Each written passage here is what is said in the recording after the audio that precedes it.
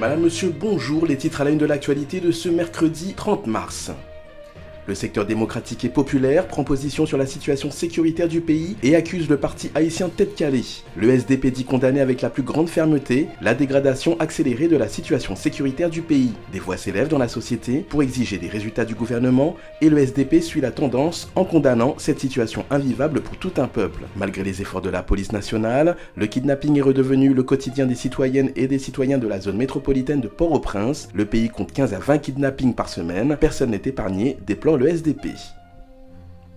Marche citoyenne organisée dans la capitale haïtienne contre l'insécurité. Des milliers de personnes ont répondu hier à l'appel à la mobilisation des organisations de la société contre le phénomène de l'insécurité, notamment les actes de kidnapping. Plusieurs manifestants ont profité de ce moment pour demander le départ du Premier ministre Ariel Henry, qui selon eux fait une mauvaise gestion du pays. Sur des pancartes, on pouvait lire « Abba kidnapping, Ariel Laguepio, Abba la Vichet ». Manifestation au Caille, une personne tuée et un avion incendié.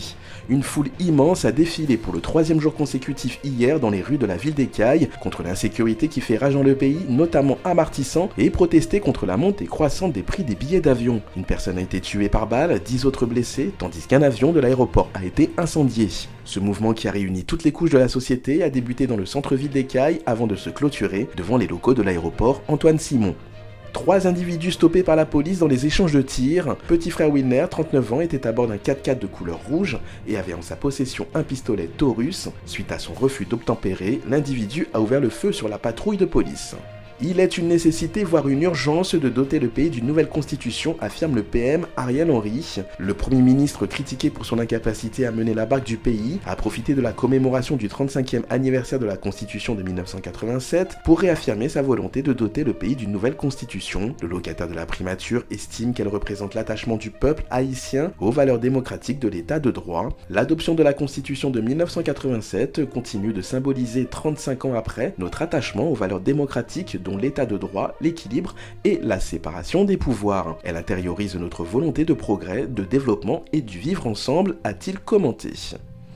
L'actualité internationale, guerre en Ukraine, la Russie promet de réduire radicalement son activité militaire. Les signaux envoyés par les négociations entre la Russie et l'Ukraine sont positifs selon Zelensky. Une rencontre entre lui et Poutine est maintenant envisageable.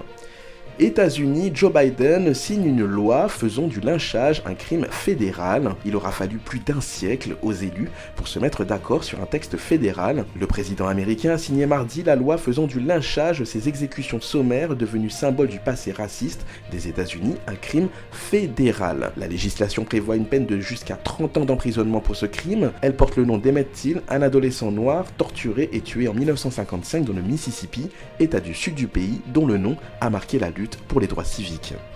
L'actualité culturelle, Roberto Martino positif au Covid-19 pour la 3e fois. Celui qui devait se produire lors de la Nuit des Jeunes à New York a dû se désister à la dernière minute suite au résultat positif d'un test effectué le jour même à l'aéroport. C'est donc la 3e fois que la moitié du groupe T-Vice est infectée. Espérons que ce soit la dernière en lui souhaitant un bon et rapide rétablissement.